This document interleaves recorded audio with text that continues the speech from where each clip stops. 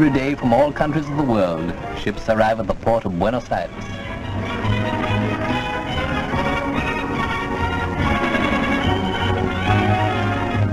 They come from Italy, from Sweden, and from Germany, from Japan, and from England. And the flags of all nations of the world flying over the River Plate are a sign of cordiality and friendship.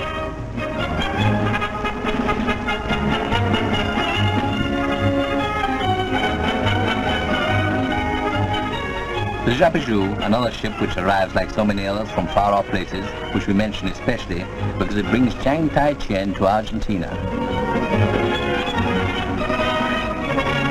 In the same ship many immigrants arrive, some called by relations already established in Argentina, and others simply attracted by the hope of a country where peace, liberty and justice are not vain words.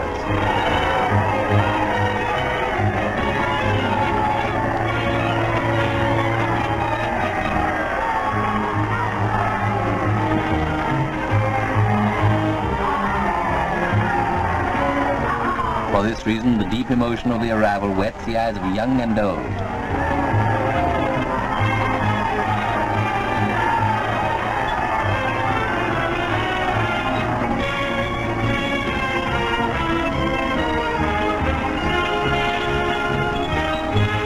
Perhaps you know who Chiang Tai-chien is. He is a well-known Chinese painter who, upon arriving in Argentina, said to reporters, "I am most happy to be in this generous country where there is no racial discrimination." This equality is manifested in all inhabitants of Argentina by means of the indifference towards he who travels together with us or dines near our table, a universal characteristic of all Argentines which is completely unnoticed by them, nor is even thought of.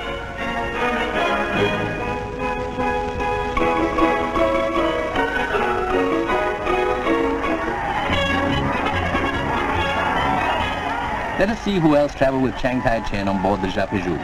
They are merely men of goodwill who wish to inhabit the land of Argentina. This is Ludwig van Vlieren, a Dutchman, a radio technician contracted by a large company. Kenchiki Yokobari, who is Japanese, has a brother in Buenos Aires who owns a flower shop. Working together, they will surely obtain greater prosperity in their business. And this sweet girl, her name is Milagros. She was born in Galicia, Spain, 20 years ago.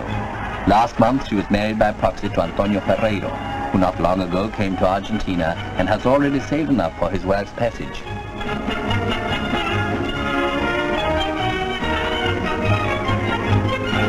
We could continue in the same way. However, the customs formalities have been completed and everyone hurries away to get to know their new country and are swallowed by the metropolis.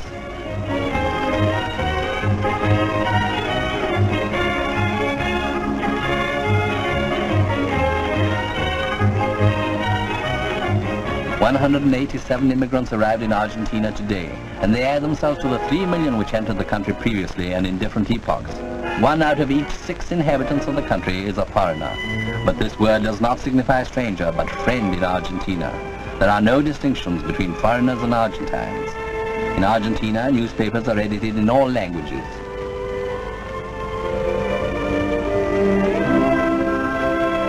In very few countries are there so many publications printed in so many different languages.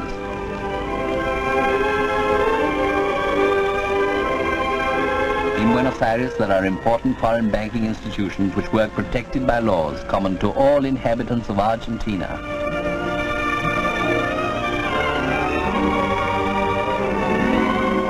Commerce is absolutely free in its diverse ramifications, and the shop signs give eloquent evidence of the cosmopolitan nature of Buenos Aires.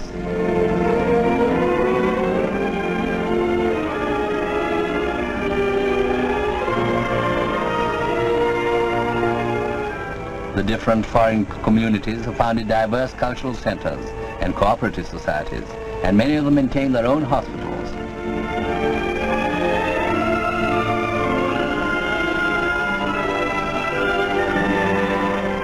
The freedom of religion, established by the Argentine Constitution, allows the different creeds to erect churches and temples in any part of the Republic. Roman Catholics, Methodists, Greek Orthodox and Jews live together in peace and order in this great community.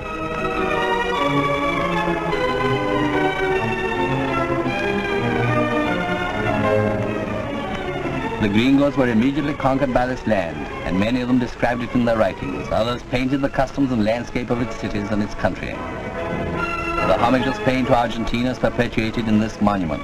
In its turn, Argentina has expressed its gratitude to foreigners, such as Brown, founder of its navy, and Garibaldi, both of which embrace the cause of liberty. Many private schools founded by foreigners are famous and have contributed to the culture of the nation.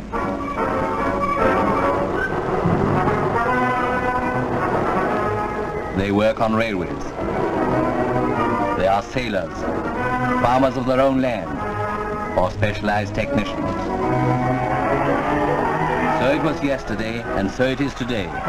Altogether they form a great people, prosperous and happy, who live in peace in a country dedicated to the consolidation, day by day, of a social justice to assure the well-being of its people. The Dutchman has already become a soccer fan and has selected his team.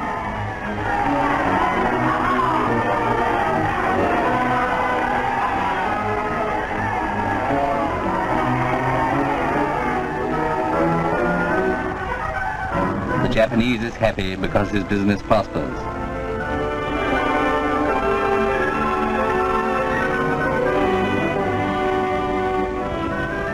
And Milagros, do we need say anything? Her happiness is obvious. Let us return to look for Chiang Tai-chien. The Chinese painter has installed himself in the interior of the country. He has selected the province of Mendoza for his home, at the foot of the majestic Andes Cordillera.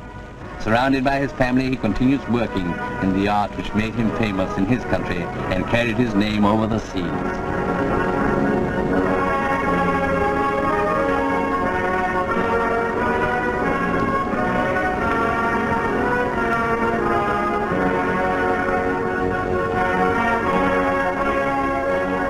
The land has commenced its task of assimilation.